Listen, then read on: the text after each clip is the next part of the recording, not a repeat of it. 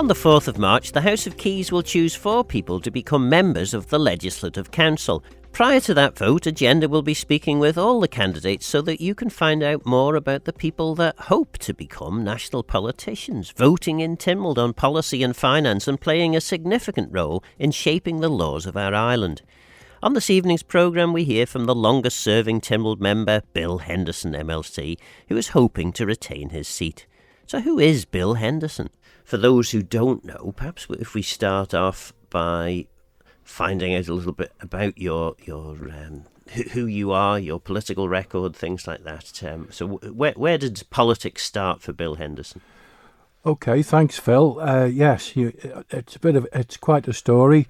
Politics for me started formally the 2nd of July 1998, when there was a seat vacant in the constituency North Douglas, and had an opportunity to stand for the House of Keys in that by-election. And very fortunately for me, and grateful thanks to all my former constituents for voting for me, I was successful at that. Prior to that, I was working in the Isle of Man Health Services mental health service for many years, and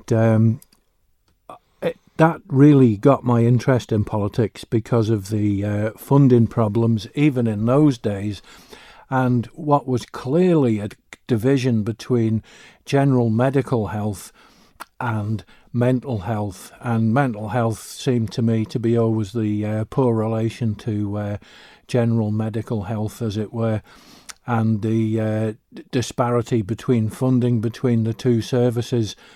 And that got my interest up.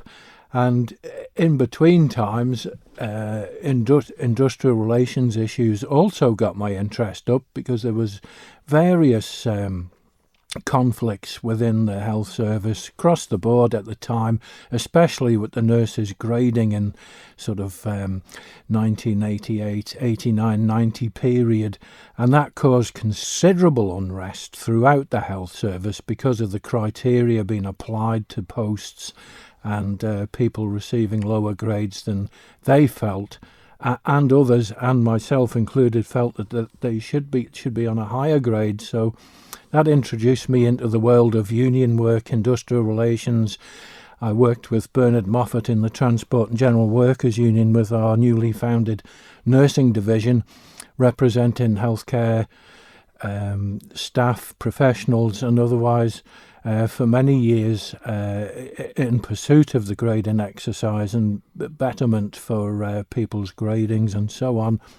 And that put me in touch with officialdom of the health service, senior executives, ministers, politicians and other members of Tynwald. It slowly built up an interest to the point where I was thinking, well, if I'm going to make the difference I feel I should be making or could make, I need to be working on the inside. And consequently, the seat became vacant in North Douglas, as I say, and I stood for it and really went all out with a team of helpers to try and achieve that goal. And in terms of elections, how many Keys elections did you successfully stand at? I've defended 4 elections, one of which was unopposed, I have to say, but nonetheless, 4 general elections. Right, 4 general elections and the by-election, which got you in the first place. Yes, that's correct, yeah. Right. The by-election probably was the hardest because, well, it definitely was the hardest because I was coming as a virtual unknown into the constituency field, as it were, and I wasn't living in the constituency at the time. So not only I had to sell my political portfolio to people, I had to sell my background and introduce myself as well, and get the constituency to know me personally as well. So it was a double-edged sword.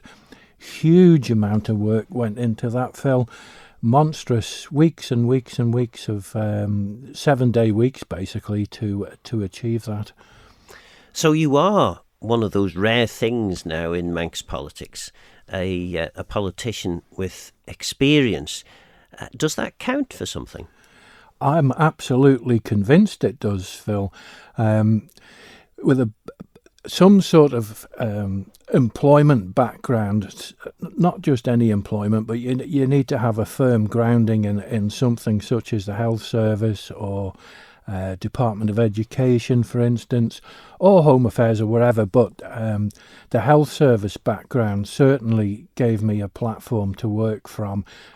The union work I was doing as a nurses representative and work for the Transport and General Workers Union, that certainly gave me a firm building block as well to work from. And generally, mental health service work that I undertook and trained for, because it is to do with life, interpersonal skills, communications, relationships and so on, that really did give me a good base to start from. And in terms then of your time in House of Keys and then subsequently in LegCo, what are the things that you have influenced or achieved as an individual that you're proudest of? That's a huge question, Phil, and there's quite a list. Some of the outstanding moments, I suppose. I put to Tynwald a few years ago a motion to attain compensation for ex-Japanese prisoners of war from World War II. I placed a question to Tynwald, to the Chief Minister at the time, to start the ball rolling, and I was told no, in unison with the UK, who were the same. But consequent upon that, I put a motion in the following month because I was not happy with that, and I thought the ex-POWs and civilians who were present on the island at the time had a jolly good case, and placed a motion. And I was successful, and within a couple of months there was about 25 people received a £10,000 payment and compensation in lieu of what Japan had negated to do at the time and still negates to do, and that's tragic in my view.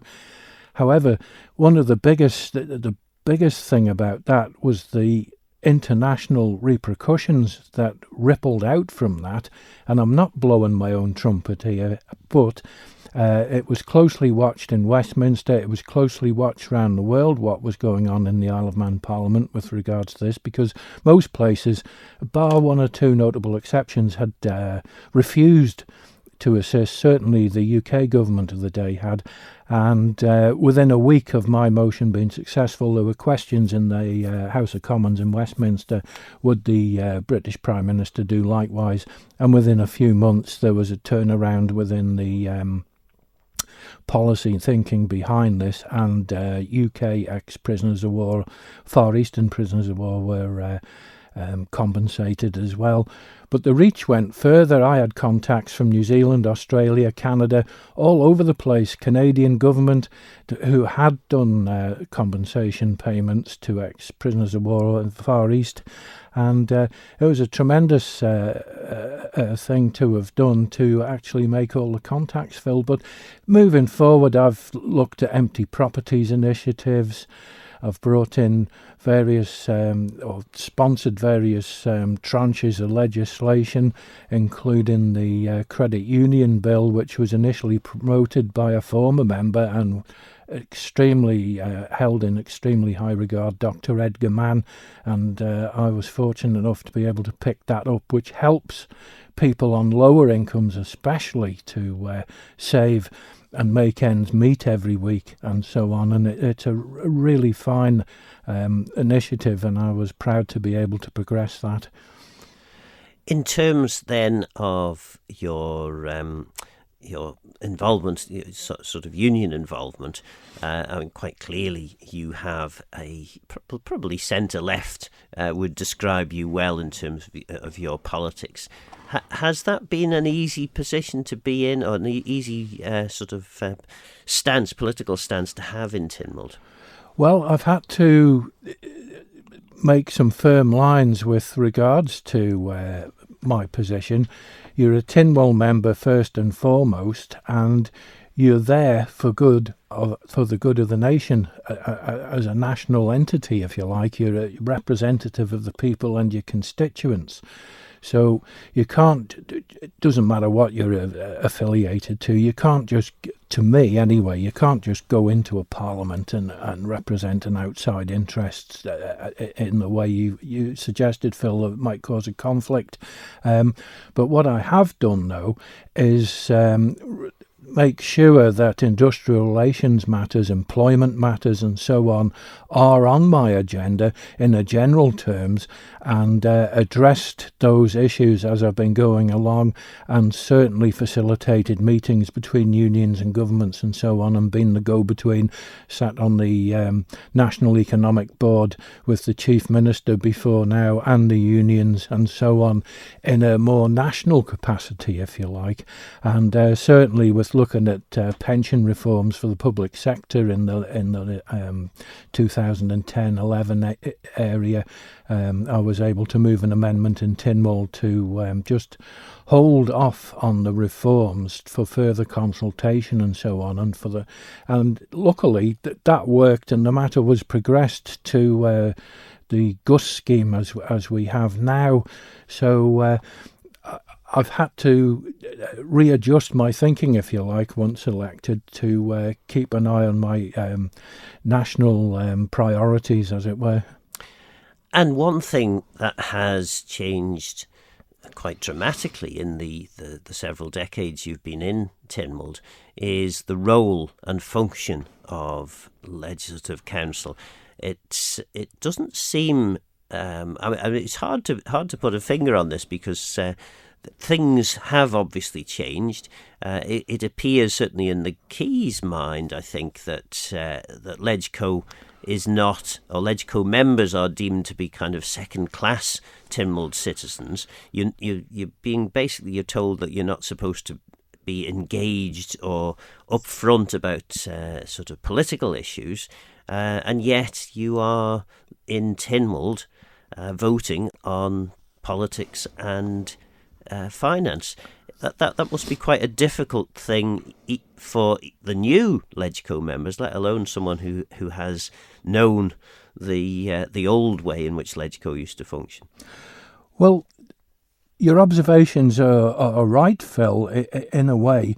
The view of what Legislative Council is and what it should be, those views have changed over the years and transformed into. There's various. There's the extreme view that we should just have one unicameral parliament, which is just one chamber of elected members. There's another view that says all LegCo members should be publicly elected. But we've been down this road not just decades, but probably for 100 years or so. When I've done my research into it, there's always been questions about what kind of parliament Tynwald should be, what the House of Keys should be, what Legislative Council should be. Yet, what I would sincerely suggest is that members especially just take a back seat and take an overview of what our Tynwald actually is and what it's achieved over the years and what it's been able to withstand and hold firm against for our island. And you can see a small parliament that acts well above its weight, that's been able to steer a community through thick and thin over the past couple of decades, especially through things like the financial crisis of 2008, the Singer fiasco that enveloped as a result of that as well, the VAT rearrangement from the UK that saw half our returns cut off, and even up to the COVID pandemic. Tynwald held firm and was able to function and pass all the necessary policies, and between the Keys and LegCo, Tynwald, the legislation required to ensure our island was able to stand firm against such challenges. And I think that's how we've got to look at it. And we see something that works fairly well, and many visitors to the Isle of Man, parliamentary people, from clerks and highly professional administrators from other parliaments have all said the same thing to an absolute person. What a wonderful setup you've got. I wish ours was like it.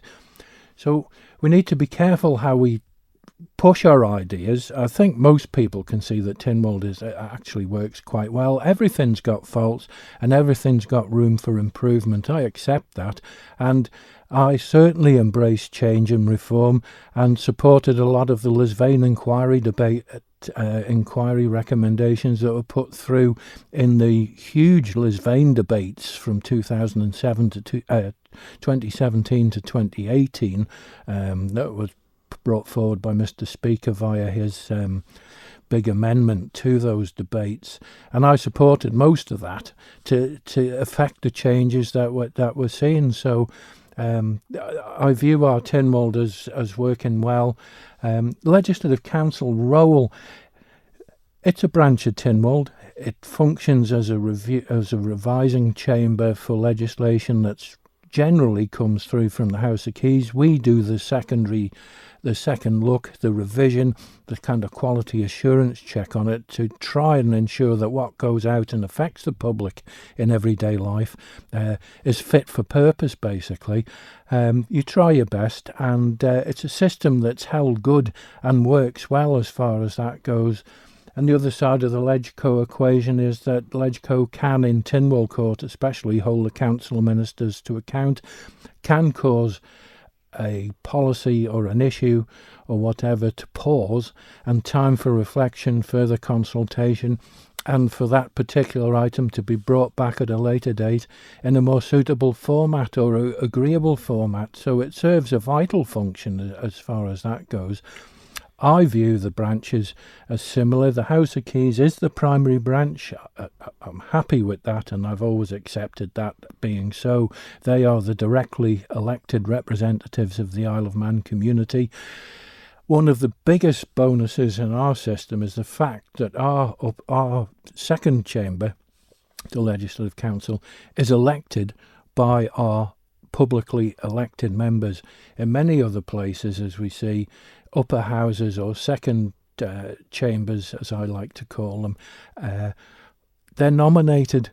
There's no input whatsoever from the democratically elected members or the community as such, but it's a well-known part of an MHK's role that part of that role currently is that they form the electoral college for legislative council elections, which I think gives our system quite a high standing and puts us above head and shoulders above other systems as far as that goes. The job application, effectively, that you have to now fill in, is that similar to a manifesto? Because at the time of that we're recording this, we haven't seen any of the applications, and I'm not sure whether we will get to see those applications. I hope we do. Bearing in mind this is a role for a national politician, how do you go about filling in your application? Well, there was a procedure issued from the Clerk of Tynwald's office, and basically you apply to the Secretary of the House of Keys and a special address to obtain the application forms and so on. And it's up to you then how you want to fill that out, and you have to supply a CV with it as well. And so it's up to you how you format and fill that out, and then you have to send all that back to the special elections address at the Clerk of Tynwald's office, where those applications are reviewed by the Secretary of the House of Keys, which is the Clerk of Tynwald acting in that function, and they're assessed that they've met the criteria for approval, and then following all the names that have been approved or have submitted their applications, hopefully then a letter from a proposer who will propose them on the day for the election, naming a seconder and 2 other assenters. So each applicant needs 4 supporting MHKs, basically. Once that letter has been received, then I'm given to understand that all those applications then and names will be formally published from the Clerk of Tynwald's office. So it's quite a process, really, Phil. Your answer about the manifesto, the way I've done my application, I suppose you could say it is a manifesto in a way, and I'm sure it will be for many others who fill it in as well. Plus, you've got your CV with it as well. So, to all intents and purposes, it is a manifesto. You've got potentially a 5-year term ahead of you. What do you hope to achieve? Because I know a lot of people say that you can't achieve much as an individual. You have to work collaboratively, so you can't necessarily make all these promises. But a canny politician can actually deliver quite a bit. What do you hope you will be able to deliver in that 5 years? Well, just to take a point there about making promises, Phil, I've never promised anything at any election other than hard work and commitment, and that's the promise I would make if I was re-elected. Hard work, commitment, drive and enthusiasm in what I'm doing. Specific interest to me going forward is more reform and recognition in mental health areas, and disadvantaged people in those areas, better representation for them. The equality is another thing that falls or cuts across that area as well. Disadvantaged people in general in the island, folk who are on lower incomes or are on benefits, who are less able to represent themselves. It's been my life's mission since I was first elected to help and assist people who can't or aren't able as well as, say, somebody as myself, or as positioned as well as myself, to represent their own interests or a group of interests. And I've always endeavoured to do that, and certainly I'll try and ensure that continues if I am re-elected, so that people, groups or certain sections of our society or community know that they have a voice that will recognise them and support them going forward.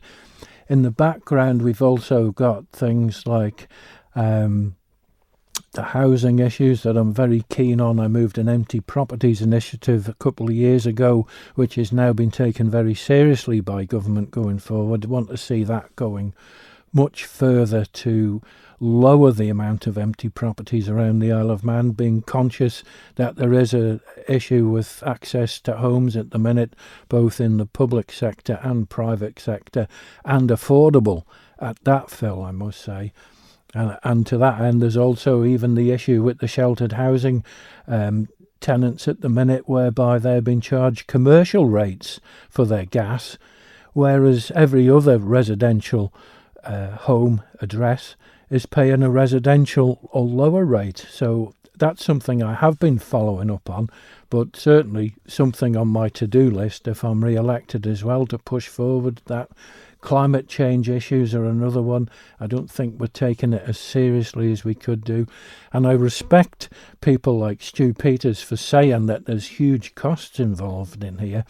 And I understand that, and I think there's got to be a pragmatic way forward in our approach to climate change. So I support his view on that, to that point.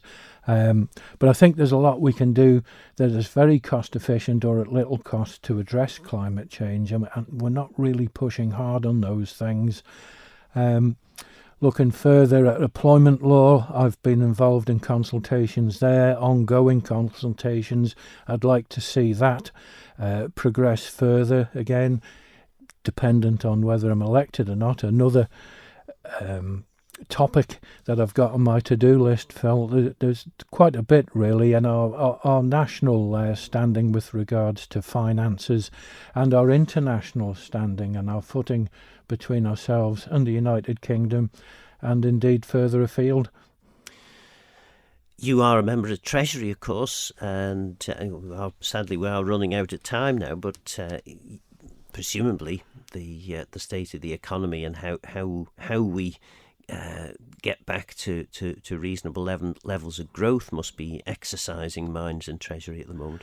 Yes, it is, and we're working very closely with colleagues in the Department of Enterprise, especially with regards to this, and indeed the Financial Services Commission and others, the business sector, Chamber of Commerce and so on, to try and drive forward initiatives, consolidate our position at the minute, and look at new initiatives and really grow our offering here on the island to the business community from elsewhere and promote inward growth, as indeed the Chief Minister's island plan suggests. Well, we've got about 30, maybe 40 seconds left. In a nutshell, what do MHKs get if they vote for Bill Henderson for LegCo? Hard work, drive, commitment, resilience, not afraid of change, in fact embraces change and will move for further changes in the future if required. And certainly you'll have a stalwart member of Tynwald who's able to hit the ground running if re-elected. Experience and resilience. That was Bill Henderson MLC, who is putting his name forward for a further 5-year term in the Legislative Council. So what do you think? Is Bill Henderson a good candidate? Well, over the next few months, we'll hear from all the candidates so you can make your own mind up. LegCo has a big influence on how our island is run, so it's good to find out about the potential new members. Don't forget this programme is available as a podcast on Manx Radio's website. For now, though, I'm Phil Gaughan. Goramayo. Thanks for listening.